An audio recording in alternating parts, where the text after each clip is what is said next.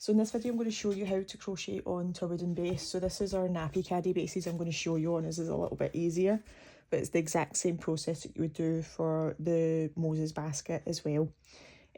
Normally when you get these boards, they've been laser cut and they can sometimes have a little burn residue when you're first crocheting on, especially if you're using a lighter colour. This one seems okay, but what I tend to do, so if you're pulling your cord through and you're finding that there's black residue on the cord, I tend to just go around the full board and pull through some loops. You're just yarning over and pulling through some loops all the way around and moving it around, and what that will do is that will clean each hole so that when you're going to do your first round, you're not going to have black residue on your Moses basket.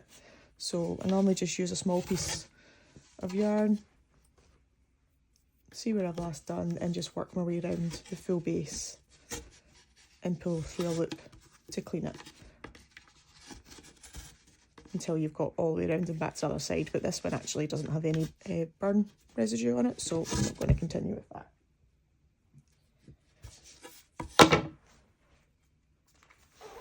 So to crochet onto your wooden base, you're going to get your starting point of your yarn and then pull out a small tail of the middle of the yarn and cut it off.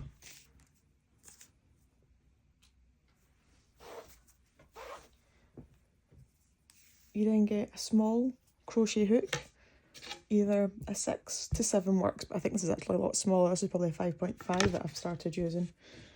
You're then going to pull through a loop. I usually start in the middle of one of the smaller ends. Pull through a loop. You're then going to yarn over your working yarn and pull it through the loop. Then pull down the tail to tighten it up. You're then just going to continue doing this all the way around to the other side of your base. So again, crochet hook through the hole. Make sure you're going under the tail so that you're yarning over it and don't need to tuck it in later. Yarn over your working yarn, pull through a loop, so you've got 2 loops on your hook, yarn over and pull through 2. Same again.